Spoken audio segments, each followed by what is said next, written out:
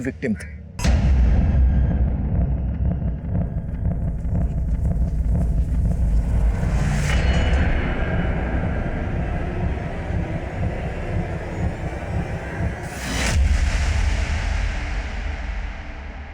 क्या कर रहा है ये?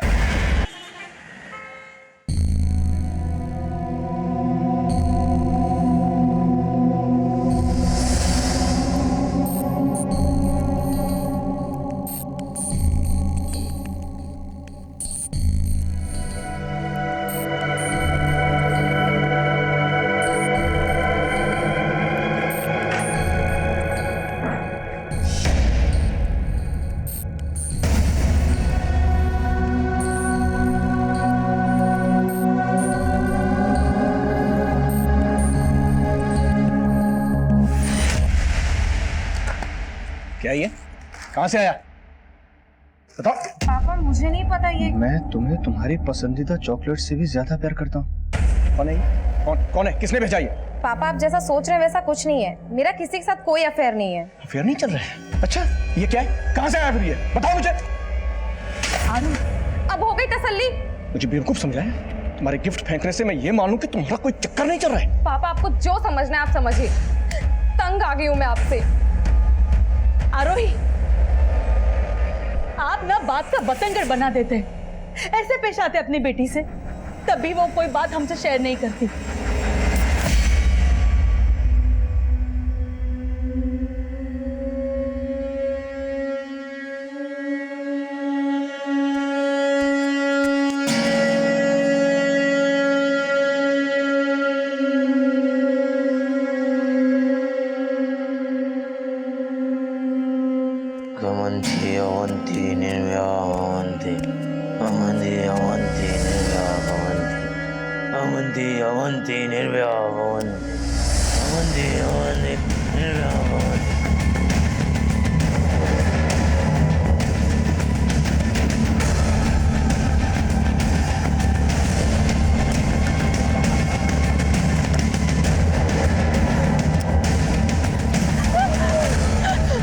मुझसे गलती हो गई, मुझे माफ कर दो।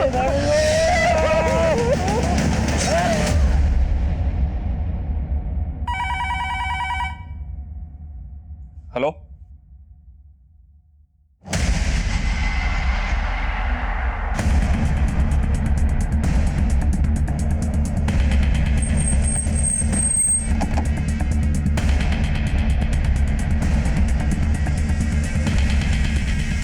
सर बहुत ब्रूटल मर्डर है सर। गले पर और बॉडी पर शायद किसी नुकीली चीज से लगातार वार किया गया। इसकी कंडीशन देखकर लग रहा है सर कि शायद इसके साथ रेप भी हुआ हो। सर इसके पास से आईडी, मोबाइल पास कुछ नहीं मिला। अब या तो इसको लूट के इरादे से टारगेट किया गया या फिर इसकी पहचान छिपाने के लिए ऐसा किया गया। इसकी पहचान पता करो, इसके फिंगरप्रिंट्स आधार कार्ड के डेटाबेस से मैच करो और बड़ी पोस्टमार्टम के लिए भिजवाओ। सर मामला सिर्फ लूट का नहीं है राणा। जिस बेरहमी से लड़की को मारा गया है किसी गहरी कोफ्त की बू आ रही है। कोफ्त मतलब सर? अगर हिंदुस्तानी लिटरेचर पढ़ा होता तो मालूम होता। कोफ्त मतलब ऐसी घृणा, ऐसी रंजिश जिसने किसी इंसान को भीतर तक छन्नी कर दिया, जैसे इस लड़की को छन्नी करके मारा गया।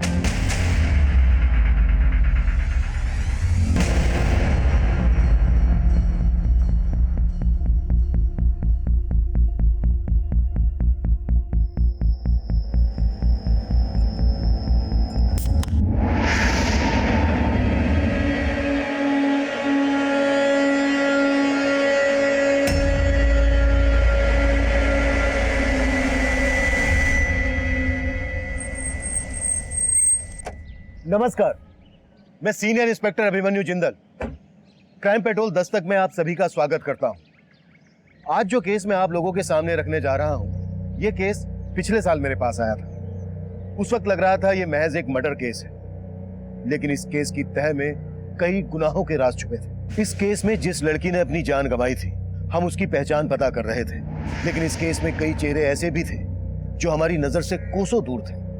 अफसोस ये था कि उस दूरी को तय करने के लिए हमें कई गुनाहों के अंजाम देखने थे, क्योंकि इस केस में कोई एक नहीं बल्कि कई विक्टिम थे।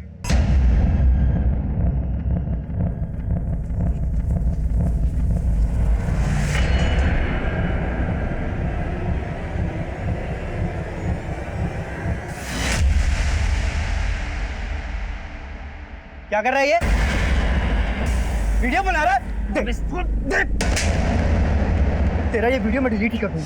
फोन दे मेरा, साले मुझे मारेगा, मुझे मारेगा।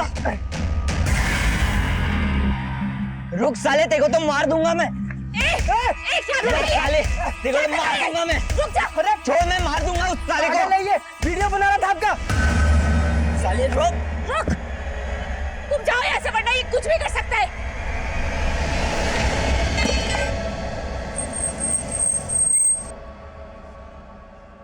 सर, जिस लड़की की लाश हमें नेहरू विहार के पास मिली थी उसकी पहचान हो गई है। वो लड़की नेहरू विहार की थी। कांस्टेबल ने जब उसका फोटो उसके पेरेंट्स को दिखाया तो उन्होंने उसे आइडेंटिफाई कर लिया। आरोही, आरोही। उस लड़की का नाम आरोही है। पेरेंट्स का कहना है कि वो कल रात से घर नहीं लौटी थी। नशे में इतना अंधा हो गया है कि अपनी बहन का वीडियो। हाँ, बनाया वीडियो, और अगर चाहती है उसे बेच के पैसे ना कमाऊं तो पैसे दे मुझे। मतलब तू इतना गिर गया है कि अपनी बहन की इज्जत भी बेच सकता है नशे के लिए। जैसे तैसे काम करके दूसरों के घरों में पैसे कमाती हूँ, खाने का इंतजाम करती हूँ, और इसको पैसे चाहिए। ये ले, ये ले पैसे, ये ले, तुझे जो करना है कर।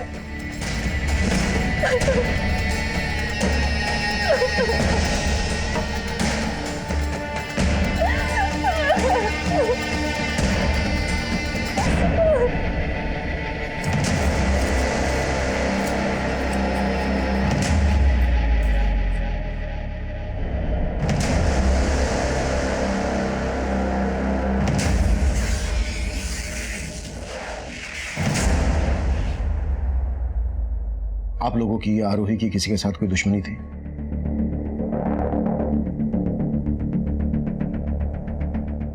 आप लोगों ने आरोही को आखिरी बार कब देखा था? कल दोपहर को। मम्मा मैं आती हूँ। हाँ, कहाँ जा रही है आरोही? निशा के घर मम्मा, कंबाइंड स्टडी के लिए। आपको बताया था ना। पर जब मैंने उसकी दोस्त को फोन किया तो उसने कहा कि हाँ अंकल, आरोही तो 8 बजे चली गई थी। निशा वो तुम्हारे घर आई भी थी, उसने तुमसे झूठ बोलने के लिए कहा। तो आपको लग रहा है कि आरोही की दोस्त निशा ने आपसे झूठ बोला था? शायद। और आपको लगता है कि आरोही का किसी के साथ अफेयर था? सर, आरोही का अफेयर था ही नहीं, उसकी फैमिली को गलतफहमी थी। कैसी गलतफहमी? कोई तो उसे बार बार कॉल करता था और हाँ बहुत सारा गिफ्ट भेजता था। पर वो था कौन ये तो पता होगा ना तुम्हें? नहीं सर, वो कौन था वो मैं तो क्या, वो तो आरोही को भी नहीं पता था। आरोही तो इन सब चीजों को लाइटली मत ले यार, मेरी बात मान, एक बार अपने पेरेंट्स से बात करके देख। कोई फायदा नहीं है यार, उल्टा वो लोग मुझे ही गलत समझेंगे। उसके पेरेंट्स ने कभी उस पर ट्रस्ट किया ही नहीं, और उसके फादर का नेचर बहुत ज्यादा अनोइंग है। वो अपने आगे किसी की नहीं सुनते। कहीं ऐसा तो नहीं है कि निशा जानबूझकर उस लड़के के बारे में हमसे छुपा रही हो? सर, अगर वो लड़का आरोही को बार बार कॉल करता था तो आरोही के कॉल रिकॉर्ड से पता चल जाएगा, और एक बार पता चल गया कि वो लड़का कौन है तो ये पता लगाना मुश्किल नहीं होगा कि निशा हमसे कुछ छुपा रही है या नहीं। करेक्ट। आरोही और निशा दोनों के बारे में सब कुछ पता करो। हो सकता है निशा उसके बारे में जानती हो लेकिन किसी वजह से छुपा रही हो।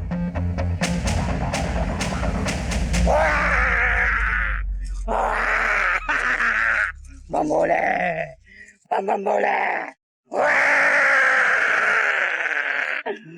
डर मुझसे। मैं डरता नहीं, मैं डराता हूँ। और क्या साले, क्या फर्जी बाबा बना फिरते हैं? अब मैं डराऊंगा कैसे? डराना है? चल मेरे साथ चल। अरे चल ना, मैं बताता हूँ तुझे किसको और कैसे डराना। नहीं नहीं नहीं चल ना। सर, आरोही के कॉल रिकॉर्ड में एक नंबर मिला है और ये नंबर किसी आलिम नाम के लड़के का है। मतलब ये वही लड़का है जो बार बार आरोही को कॉल कर रहा था? जी सर, लेकिन सर निशा के कॉल रिकॉर्ड में आलिम का नंबर नहीं मिला और ये नंबर पलवल के एड्रेस पे रजिस्टर्ड है।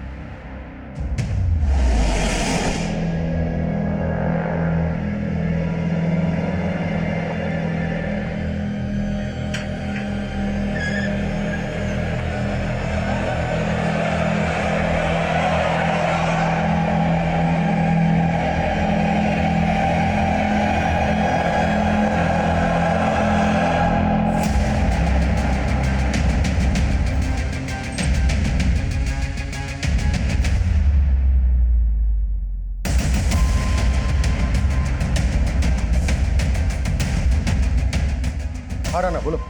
आलिंद के घर पे तो ताला लगा है सर। मतलब उसका आरोही के मर्डर से कोई ना कोई कनेक्शन जरूर है, इसलिए फरार हो गया। उस तक पहुंचने की कोई लीड? आलिंद के आसपास में इंक्वायरी की तो पता चला उसके आगे पीछे कोई नहीं है। लेकिन एक बात है सर, आरोही का मर्डर हुआ 4 दिन पहले और आलिंद का घर पिछले 2 महीने से बंद है। लेकिन आलिंद का फोन आरोही के मर्डर वाली रात तक फरीदाबाद में एक्टिव था और उसका घर है पलवल में। मतलब पिछले 2 महीने से वो फरीदाबाद में रह रहा था। मामला कुछ अटपटा लग रहा है। एक काम करो राना, निशा से बात करो, देखो आलिंद के बारे में क्या बोलती है। सर इसको मैंने कहीं देखा है, ये तो ऑटो वाला है।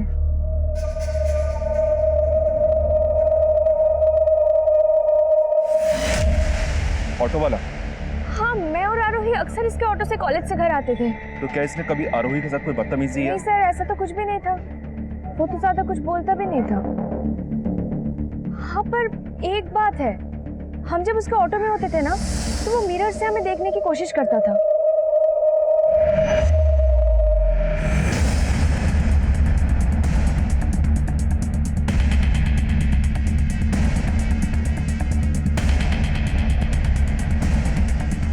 सर फरीदाबाद के ऑटो स्टैंड पे हमने आलिंद के बारे में पता किया।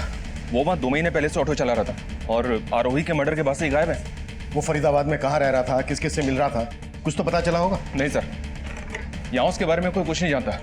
हैरानी की बात तो यह कि आलिंद एजुकेटेड था, बीटेक कर रखा था उसने। पलवल से पढ़ा लिखा लड़का जिसका पलवल में अपना खुद का घर था, वो फरीदाबाद में ऑटो चलाए। ऐसा कोई पागल प्रेमी कर सकता है। ये जरूर आरोही से एक तरफा प्यार करता होगा और उस रात इसने आरोही से अपने प्यार का इजहार किया होगा। और मतलब सर वो कोफ्त इस सिर्फ आशिक आलिंद की थी? कोफ्त जब प्यार मोहब्बत की हो तो कभी कभी उसके साथ जुर्म भी दस्तक देता है, और ये दस्तक आरोही को रोजाना मिल रही थी। चूक आरोही के माता पिता से भी हुई थी और आरोही से भी हुई थी। ये चूक क्या थी, क्यों हुई थी, ये एक बड़ा सवाल था। इसका जवाब उस वक्त हमारी सोच से परे था। उस वक्त हम आलिंद को ढूंढ रहे थे और तभी एक साथ कई और अपराध इस केस की फहरिस्त में जुड़ने को तैयार खड़े थे। सुनिए, आपने मेरे भाई जग्गी को देखा क्या? भाई देना यार। ये चाहिए? जा पहले पैसे लेकर। भाई बोलता हूँ ना अगली बार दे दूंगा पैसे। पहले पैसे लेकर आ। बोल रहा हूँ ना अगली बार दे दूंगा पैसे तेरे को। बोल रहा हूँ ना अगली बार दे दूंगा पैसे। देना यार। है भाई, मेरे को क्यों नहीं दे रहा है तू? देना यार। अबे रुक तो। मारेगा उसे, मर्डर बनेगा। मुझे मार मुझे। चल यहाँ से। सर आरोही की पोस्टमार्टम रिपोर्ट, हमारा अंदाजा बिल्कुल सही था, इसका रेप भी किया गया था। पोस्टमार्टम रिपोर्ट के हिसाब से 9-10 सूत लंबी लोहे की कील जैसी किसी नुकीली चीज को इसकी बॉडी में 5-6 इंच गहराई तक बार बार घोंपा गया। मौत की वजह एक्सेसिव ब्लीडिंग। 9-10 सूत मोटी नुकीली चीज, ये ऐसा क्या हो सकता है जिसे मर्डर वेपन बनाया गया? बोला तुम क्या साहब?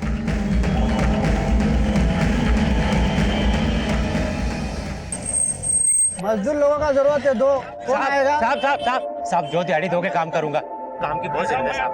सर एक बंदे को दो ही लोग चाहिए तो साहब, मुझे, दो दिहाड़ी दो ही दो लोग चाहिए थे। साहब जो दिहाड़ी दोगे सर, काम की बहुत जरूरत है साहब। काम चाहिए? तेरी हालत ना चौराहे पर भीख मांगने वाले जैसी हो रही है, तो मेरी बात मान, तेरी ये सारी मुश्किलें दूर हो जाएंगी। करना क्या होगा सर? अरे मैं बताता हूँ ना।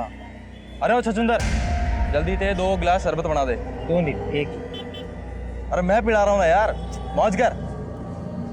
क्या देख रहा है, जल्दी करना। देख मैं तेरी फटी किस्मत सिलने वाला, लेकिन उससे पहले ना तुझे तेरी ये ईमानदारी और ये शराफत छोड़नी।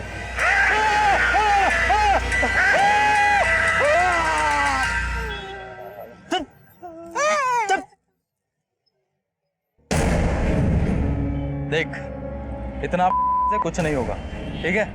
अगर मेरे साथ रहेगा ना तो ऐश करेगा।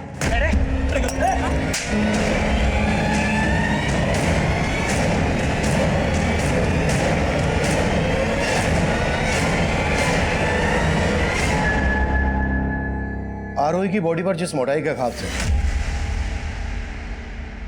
उसके हिसाब से आइस ब्रेकर सबसे नजदीक वेपन है। हो ना हो किलर ने आइस ब्रेकर का इस्तेमाल किया होगा। लेकिन सर ना तो क्राइम सीन के आसपास से हमें ऐसा कुछ मिला और ना ही आलिंद के घर से। राणा, इस एरिया में जिन जिन हार्डवेयर शॉप पर आइस ब्रेकर मिलते हैं सब पर आलिंद की फोटो घुमाओ।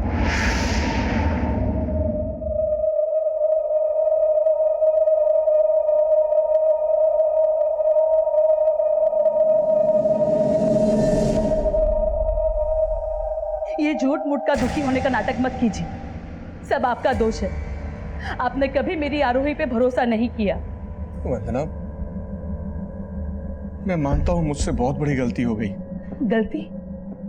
अरे मेरी आरोही नहीं रही, और ये गलती नहीं गुनाह है। सिर्फ वो लड़के ने नहीं मारा मेरी आरोही को, उसकी मौत के जिम्मेदार आप भी हो। वंदना, आप भी हो।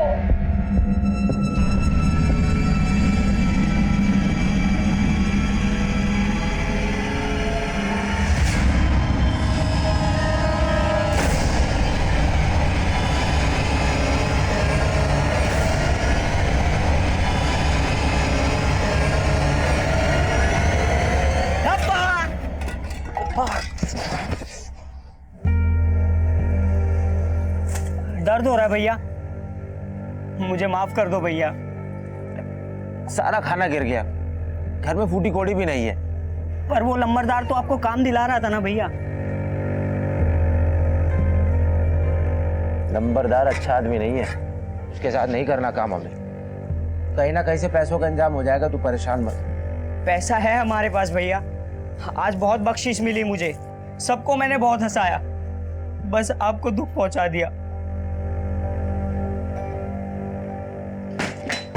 अरे वाह, बड़ा प्यार व्यार हो रहा है यार, थोड़ा प्यार हमें भी कर लो। कहाँ है तेरा वो लंबरदार? भैया हमें नहीं पता कहाँ है। अच्छा, मालूम नहीं तुझे? मालूम नहीं इसे लंबरदार कहाँ पे? अरे भैया नहीं भैया भैया भैया भैया मालूम मत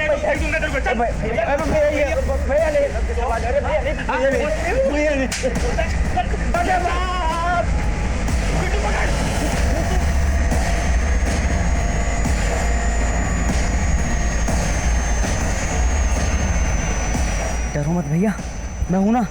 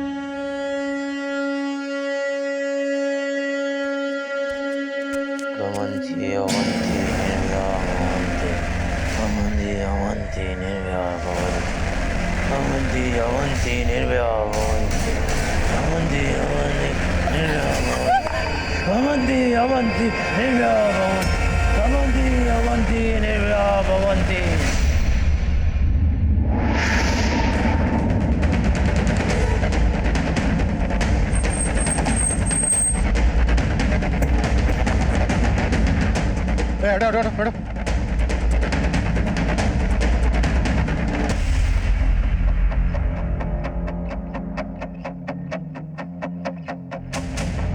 सर, इसके पॉकेट में तो कुछ भी नहीं। लेकिन मारने का तरीका सेम है, जैसे आरोही को मारा गया। इसे भी किसी पतली और नोकीली चीज से घोप कर मारा गया है। सर यहाँ भी उसी तरह का बियर कैन मिला है जैसा आरोही की लाश के पास से मिला था।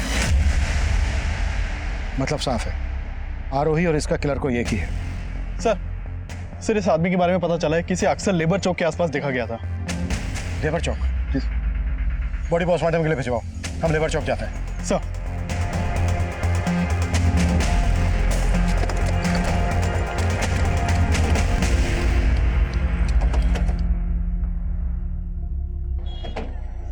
देखो आसपास पता करो, कोई जानता है क्या? इसको पहचानते हो क्या?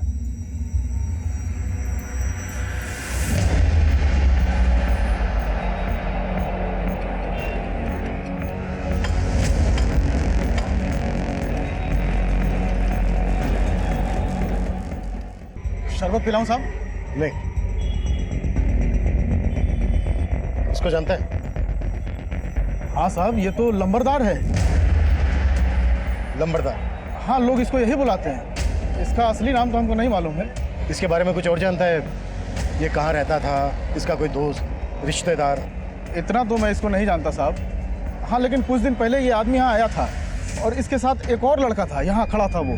फिर बीच में एक बहरूपिया आया, वो डराने लगा सबको। फिर 2 लोग आए और मारने लगे इनको। अच्छा, लंबरदार के पीछे जो 2 लोग भागे थे, वो कौन थे? नहीं साहब, इतना तो मुझे नहीं मालूम। और लंबरदार के बारे में साहब, इससे ज़्यादा मैं कुछ नहीं जानता। साहब, ये वही बहरूपिया है साहब, ये वही है साहब। ए रुक, इधर आ। ए, पकड़ो इसको। जाओ उधर जाओ।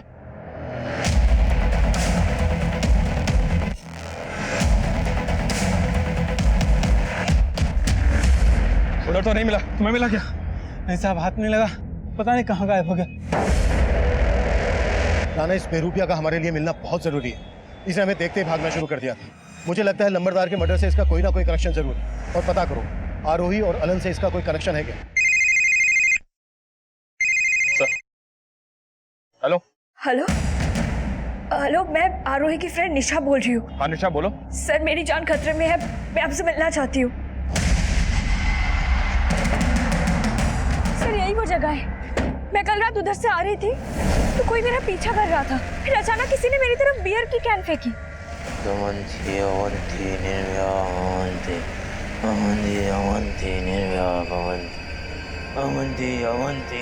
सर, किसी तरह मैं जान बचा के घर गई, वरना वो मुझे भी मार देता। कौन था वो? ये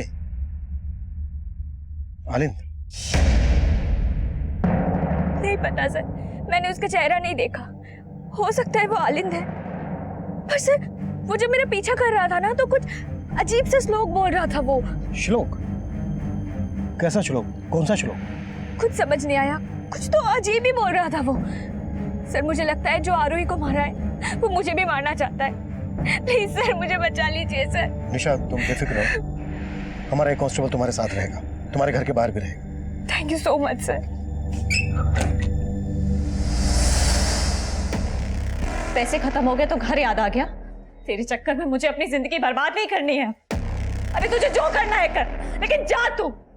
अरे नहीं चाहिए ऐसा भाई। मैं जानता हूँ दीदी, मैं आपको बहुत दुख देता हूँ, मैं बहुत बुरा हूँ, पर मैं क्या करूँ, मेरा खुद पे बस नहीं चलता।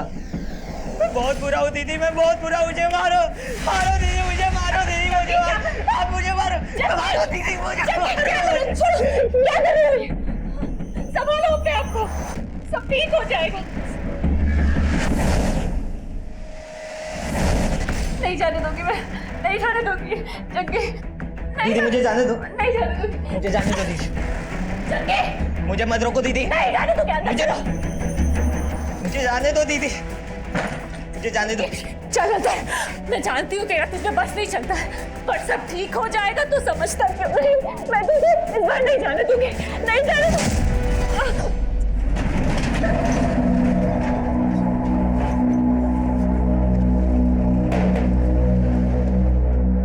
क्या जरूरत थी पुलिस को देखकर भागने की? हमने कोई गलत काम किया जो हम पुलिस से डरेंगे?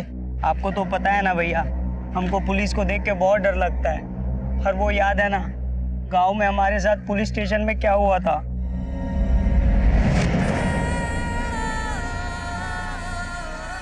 दीदी मुझे माफ कर दो, मुझे माफ कर दो दीदी, गलती हो गई। मुझे माफ कर दो दीदी, मुझे माफ कर दो दीदी, मुझे माफ कर दो, मुझे माफ कर दो दीदी, मुझे माफ कर दो, मुझे माफ कर दो दीदी, मुझे माफ कर दो। क्यों मार रहा है? मुझको क्यों मार रहा है? मुझे मार दे, मुझे मार। ये ले, इसे मार दे, मुझे मार दे, मुझे।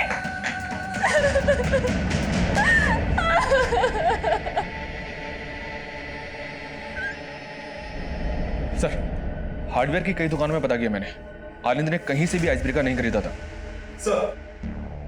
सर, गोले वाले ने ये बहरूपिया और ये दूसरे आदमी का स्केच बनवाया है जो लंबरदार के साथ थे। लेकिन सर, गोले वाले को उन दोनों आदमियों का चेहरा ठीक से याद नहीं है जिन्होंने लंबरदार के ऊपर अटैक किया था। ये आदमी और ये बेरूपिया दोनों के स्केचेस सर्कुलेट करो, कैसे भी करके पता लगाओ इनके बारे में और आलिंद के बारे में भी। सर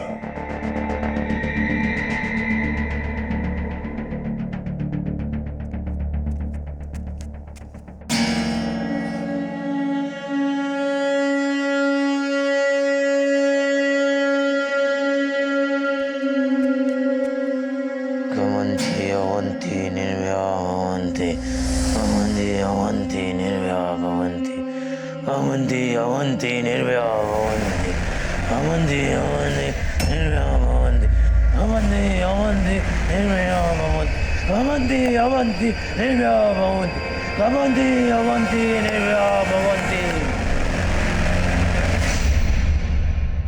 सर लंबरदार का असली नाम रघुवीर है। हिस्ट्री शीटर था ये। चोरी के केस में 2-4 बार अंदर भी जा चुका है। इसके गैंग में 2 मेंबर और हैं, पिंटू और भोलू। उस गोले वाले को हमने पिंटू और भोलू की तस्वीर दिखाई, तब उसने पहचाना कि इन्हीं दोनों ने उस दिन रघुवीर पर अटैक किया था। वो बेरूपिया और उसके साथ जो दूसरा लड़का था, उन दोनों का पिंटू और भोलू से क्या कनेक्शन है? सर ना तो इनके आपस में कनेक्शन का पता चला है और ना ही आलिंद का इन दोनों हत्यारों से कनेक्शन का पता चला है। सर ये रघुवीर पेशेवर क्रिमिनल था। इसके गैंग में 2 लोग भी थे। कहीं ऐसा तो नहीं कि ये तीनों लूट के इरादे से हत्या करते हों? आरोही को भी लूटा गया था, लेकिन रघुवीर को आपसी रंजिश के चलते मार दिया हो इन दोनों ने। हो सकता है, लेकिन निशा ने बताया कि उस पर हमला करने वाला अकेला आदमी था। रघुवीर के गैंग में 2 आदमी थे। इस बेरूपिया के साथ भी एक लड़का था। इनके अलावा सिर्फ आलिंद ऐसा है जो अकेला था। इन सबके साथ साथ आलिंद को भी ढूंढो, तभी जाकर इस केस की गुत्थी सुलझेगी। साला अपने हिस्से के 4 लाख दबोच कर मरा है वो लंबरदार। पता करना पड़ेगा पैसा कहाँ छुपाया उसने। भोलू भाई बाहर निकले तो पुलिस दबोच लेगी, कुछ टाइम यहीं रुकते। सर मुहीराबाद में एक मर्डर केस सामने आया है। इस आदमी को भी वैसे ही मारा गया जैसे आरोही और लंबरदार रघुवीर को मारा गया था, और इस आदमी की डेड बॉडी के पास भी सेम बियर कैन मिला है। ये किलर अब फरीदाबाद से मुहीराबाद पहुंच गया।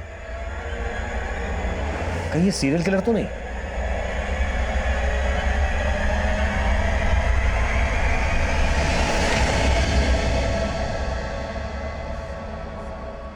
शाना सर, इन तीनों मर्डर्स में एक चीज कॉमन है। क्या सर? ये देखो, इन तीनों के पैर में काला धागा बंधा है। ये बात हमने पहले नोटिस नहीं की। इसका मतलब किलर विक्टिम्स के पैर में पर्पसली काला धागा बांधता है। करेक्ट। इन तीनों मर्डर्स का किसी ना किसी तंत्र से कनेक्शन जरूर है। हो सकता है तीनों विक्टिम्स का किसी तांत्रिक के आना जाना हो। शाना एक काम करो, आरोही के पेरेंट्स से फिर से बात करो और पता करो कि आरोही का या उनका किसी तांत्रिक से कोई कनेक्शन है क्या।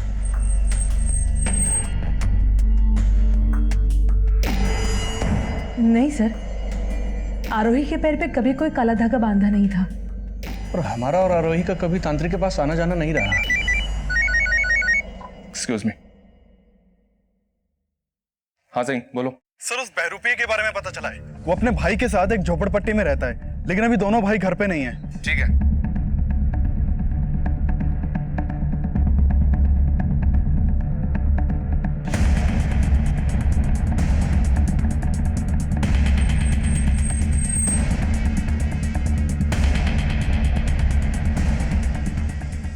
काफी तोड़फोड़ हुई है। हाँ सर। सर आसपास के लोगों से पूछताछ की। उन्होंने बताया कि कुछ दिन पहले रघुवीर के आदमी ने दोनों भाइयों को जान से मारने की कोशिश भी की थी। सर उसके बाद से ये दोनों भाई कहाँ गायब हैं किसी को कुछ मालूम नहीं है। और सर एक और बात पता चली है, इन दोनों भाइयों के यहाँ एक प्रोस्टिट्यूट का भी आना जाना था। उस प्रोस्टिट्यूट को मैंने थाने बुलवा लिया है। साहब अगर कुछ पूछना था तो वहीं पूछ लेते, यहाँ बुलाने की क्या जरूरत थी? जो पूछा गया है उसका जवाब दो। हाँ साहब, मैं जानती थी उस लड़के के पास, लेकिन वो लड़का था भी कि नहीं ये मुझको डाउट है। तुम उस बेरूपिया की बात कर रही हो? हाँ साहब, एकदम नौटंकी था वो। पैसा देता था मुझे, लेकिन मेरे साथ ही नहीं सोता था। कपड़ा नहीं, तुमको पैसा दिया ना, अब तुम पूरी रात मेरा कर्तव्य देखोगी। हाँ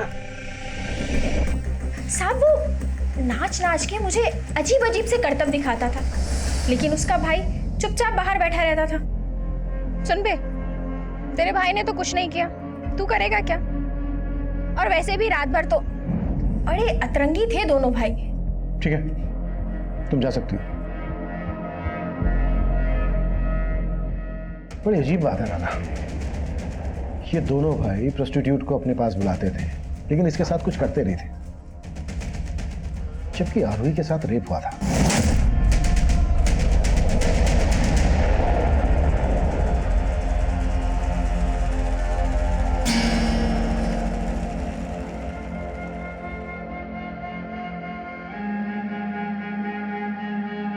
अवंति अवंति निर्भया भवन्ति अवंति अवंति निर्भया भवन्ति अवंति अवंति निर्भया भवन्ति अवंति अवंति निर्भया भवन्ति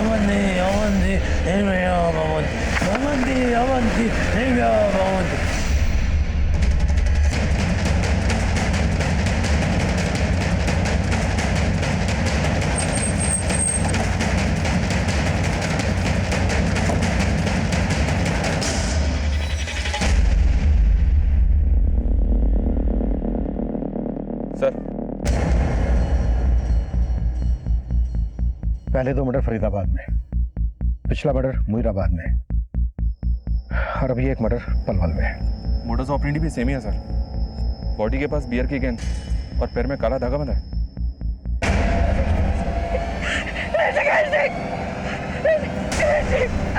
क्या हो गया?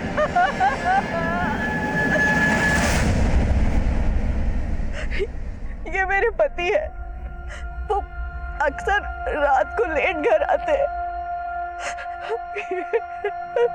आपके पति की किसी के साथ कोई दुश्मनी थी? नहीं। आपके पति की तरह कई और लोगों के भी मर्डर हुए हैं, जिनमें ये हमारे सस्पेक्ट हैं।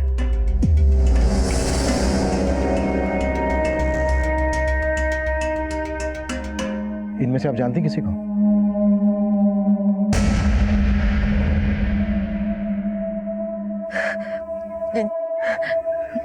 नहीं सर।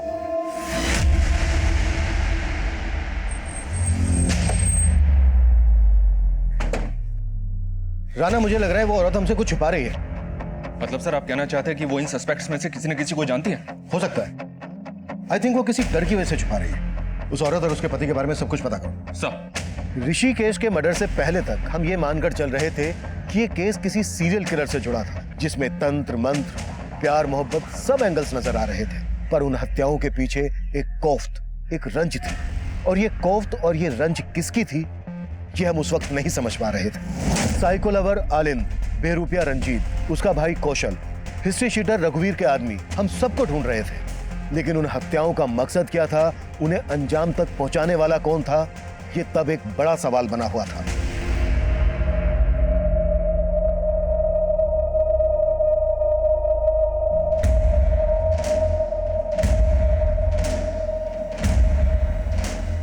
सर, अपने खबरियों से आलिंद के बारे में एक टिप मिली है। वो पलवल में देखा गया और वहां के एक घर में छिपा हुआ है। उठा लो। सर, ऐसे कब तक भटकते रहेंगे भैया? चलो फरीदाबाद में अपने झोपड़े पे चलते हैं वापस। आप सही कह रहे थे, जब हमने कुछ किया ही नहीं है तो हम डरेंगे नहीं किसी से। तू परेशान मत हो, जाए कैसे घर? अभी वो देख। कहाँ जाना है? फरीदाबाद। अरे आ जाओ, बैठ जाओ, भाड़ा बस का ही दे देना। आ जाओ आ जाओ, आओ तो।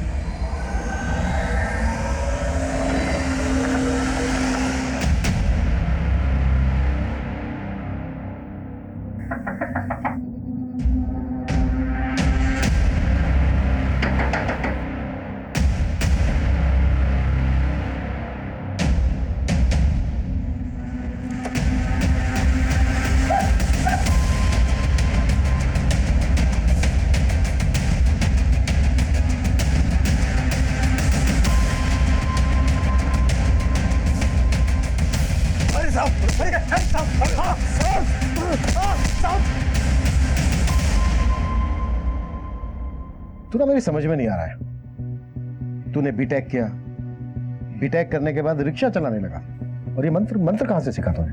कौन सा मंत्र साहब? अब बोल। मैं तो आरोही के लिए पागल था साहब। उसको देखने के लिए ऑटो चलाने लगा, उसको फोन करके गिफ्ट देके उसका हाँ का इंतजार करता था साहब। लेकिन वो साहब, मैं डर गया था साहब, डर गया था। मैं जानता था कि आप लोग मुझे ही पकड़ोगे, लेकिन मैंने मर्डर नहीं किया साहब। नहीं बोलेगा सर, ऋषिकेश नाम के जिस आदमी की लाश हमें पलवल हाईवे पे मिली थी, उसके बारे में पता किया मैंने। वो आदमी उस औरत का दूसरा पति था। दूसरा पति? जी हाँ सर। उस आदमी की खुद की अपनी एक फैमिली है बल्लभगढ़ में, पर वहां भी वो रहता नहीं था, कभी कभी मिलने के लिए आता था। सर, आलिंद नहीं उगल रहा है कि उसने किसी का भी मर्डर किया है। उसका कहना है कि वो आरोही के अलावा किसी भी सस्पेक्ट या विक्टिम को नहीं जानता है। Hello, what?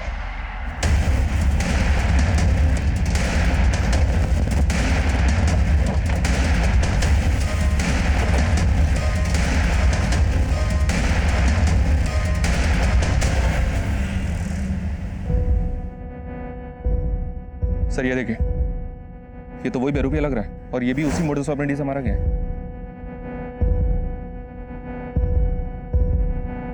लेकिन इसके पैर में काला धागा नहीं है। सर कहीं ऐसा तो नहीं किसी ने इसका मर्डर करने के लिए उस किलर की मोडस ऑपरेंडी का इस्तेमाल किया? हम तो अब तक इसी को सस्पेक्ट मानकर चल रहे थे। अब इसका मर्डर किसने किया होगा? इसे और इसके भाई कौशल को रघुवीर के आदमी मारने आए थे। कहीं ऐसा तो नहीं है कि कौशल का भी मर्डर हो गया? आसपास चेक करो, कुछ मिलता है क्या? मैं तब तक ऋषिकेश की बीवी से मिलकर आता हूं।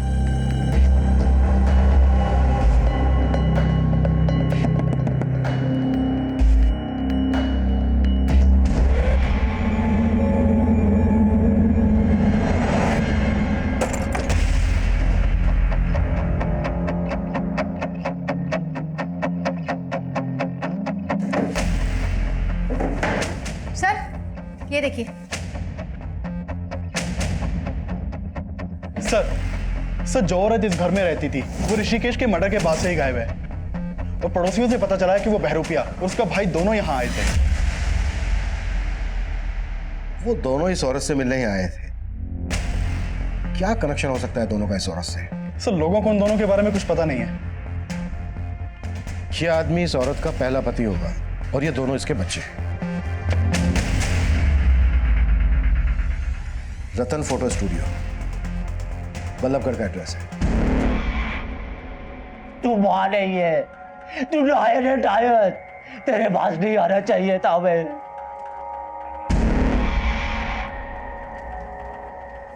ठूस लो और फटाफट चलते बनो। तुम माँ है हमारी, तू हमसे? माँ नहीं हूं मैं तुम्हारी, तुम दोनों मेरे दुश्मन हो, दुश्मन। फटाफट खा के निकलो यहाँ से। नहीं जाएंगे जब तक हम तेरे उस नए पति से नहीं मिल लेते।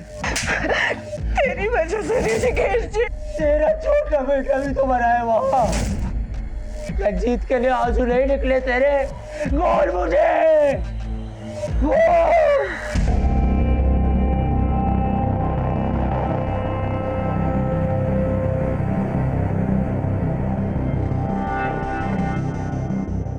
ए सुनो जी साहब। ये होशियार का घर है ना? हाँ साहब, घर तो यही है लेकिन उसका तो काफी टाइम पहले मर्डर हो गया था।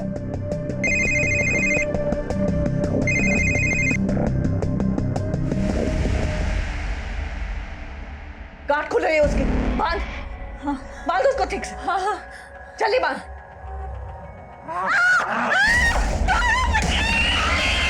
मैं खोलती हूँ तुझे। छोड़ दियो, ये देख, छोड़ दिया।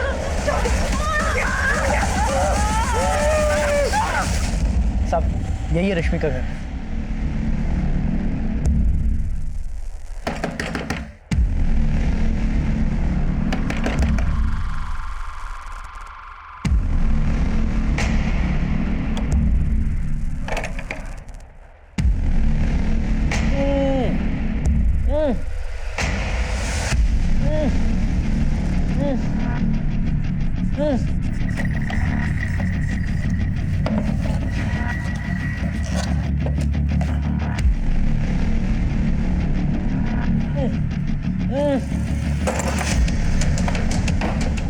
हाथ खोलो इसके।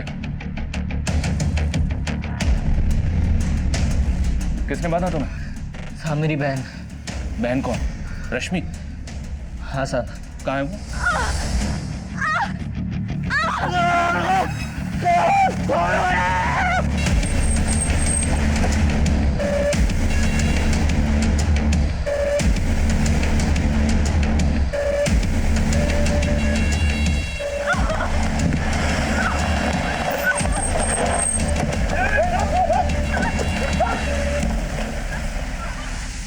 इसने मुझे 2 बार विधवा बनाया। पहली बार अपने सगे बाप होशियार जी को मार डाला, फिर ऋषिकेश जी को भी मार डाला। लेकिन रंजीत को कौशल ने नहीं मारा था, उसको ऋषिकेश अंकल के बेटे ने मारा था, बदला लेने के लिए। कहाँ जाना है भाई? छोड़ दूं?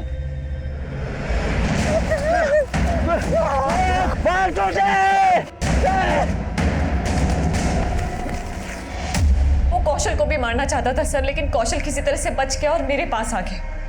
कौशल और उसके परिवार से रिश्ता क्या है तुम्हारा? सर हम दोनों बचपन के दोस्त हैं।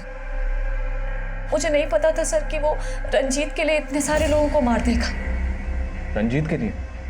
हाँ, मैंने रंजीत के लिए अपने बाप को मारा था। मैंने उस लड़की को भी मारा। उसने और उसके दोस्त ने मेरे भाई को